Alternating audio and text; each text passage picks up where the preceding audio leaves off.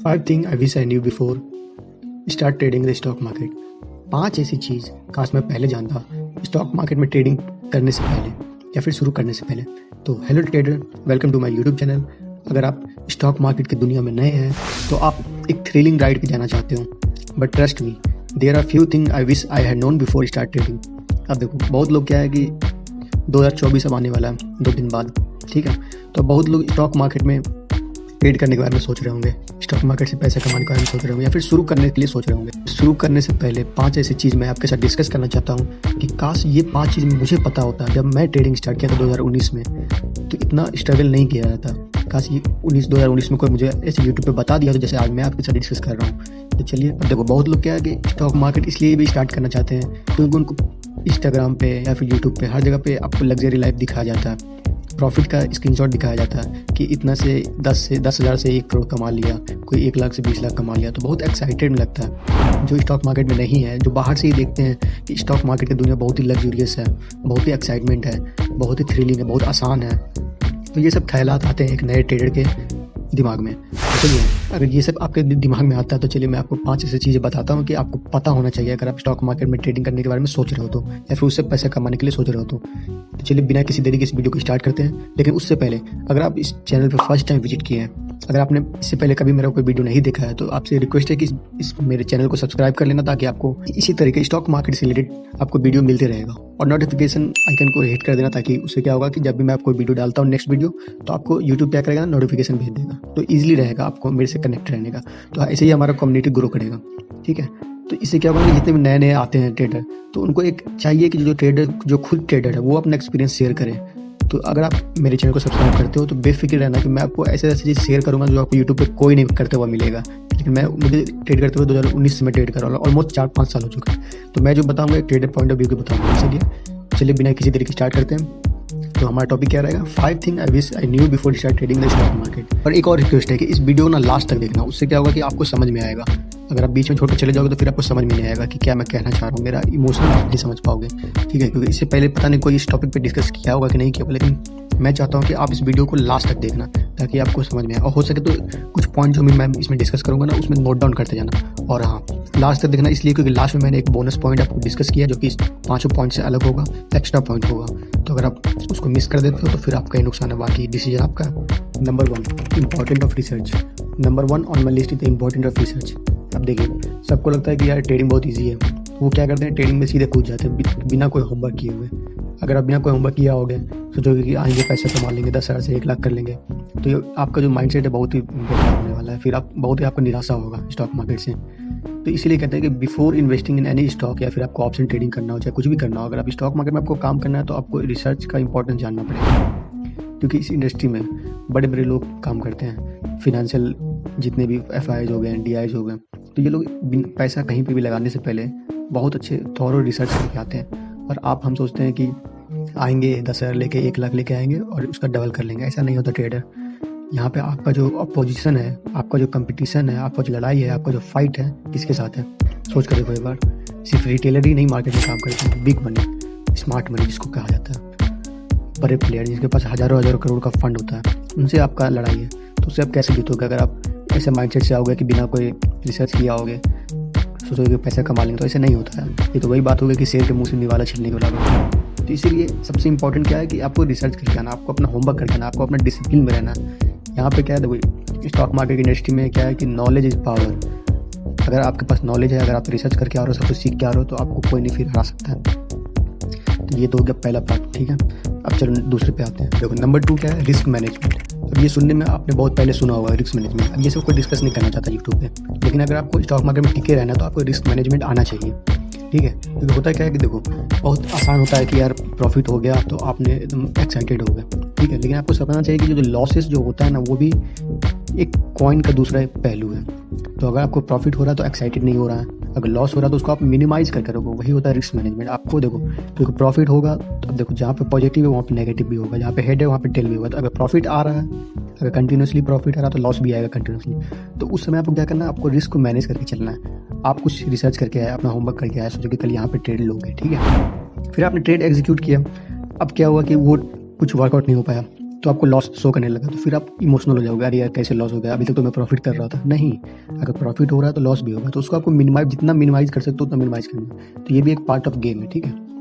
तो इसीलिए कहता है कि सेट रियलिस्टिक गोल और इस्टेब्लिश करो कि स्टॉप लॉस ऑर्डर लगा कर रखो, ठीक है, कि इतना पे अगर स्टॉप लॉस है, अगर इससे मार्केट नीचे जाता है तो मैं निकल जाऊँगा। उससे क्या होगा कि आपका रिस्क जो है मिनिमाइज हो जाएगा।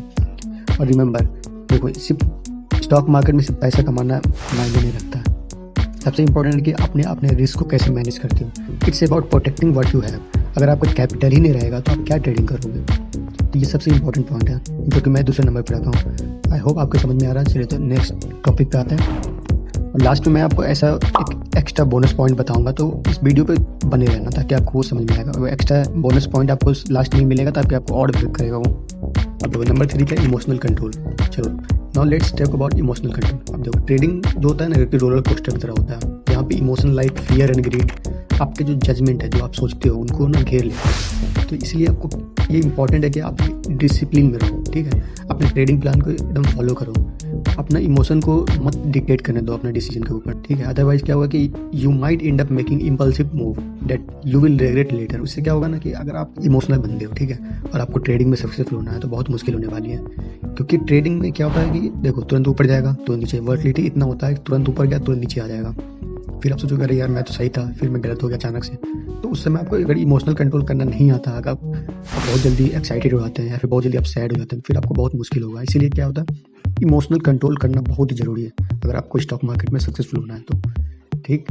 तो आई होप आपको ये सब समझ में आ रहा है। ये सब तो कोई नहीं बताएगा, सब क्या बोलेंगे 10,000 से 1 लाख कमा लो, जीरो से हीरो कर लो, हीरो से जीरो कर लो।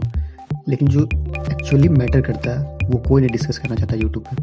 मैं देख चुका हूँ ना यार, मैं खुद ट्रेडर हूँ, 4 साल से ट्रेडिंग कर रहा हूँ, तो मैं देख रहा हूँ यूट्यूब पे क्या क्या हो रहा है। सब बाबा लोग बैठे हुए हैं, इतना से उतना कमा लो, ये कर लो, ये कैंडल स्टिक कर लो, वो कैंडल स्टिक कर लो, लेकिन ऐसे एक्चुअली होता नहीं।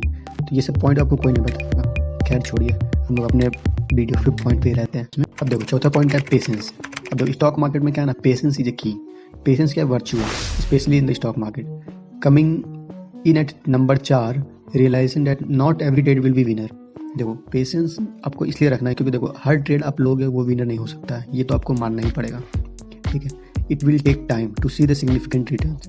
अब देखो हमेशा क्या करना है ना, आपको क्विक प्रॉफिट के टेम्पटेशन से बच के रहना है।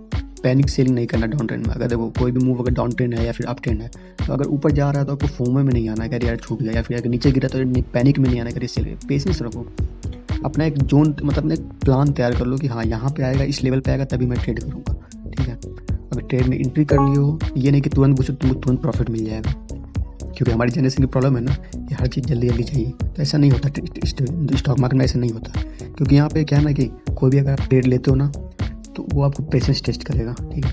अगर आप पेशेंस में पास हो जाते हो, उसके टेस्ट में पास हो जाता है, तब आपको बड़ा पैसा मिलता है।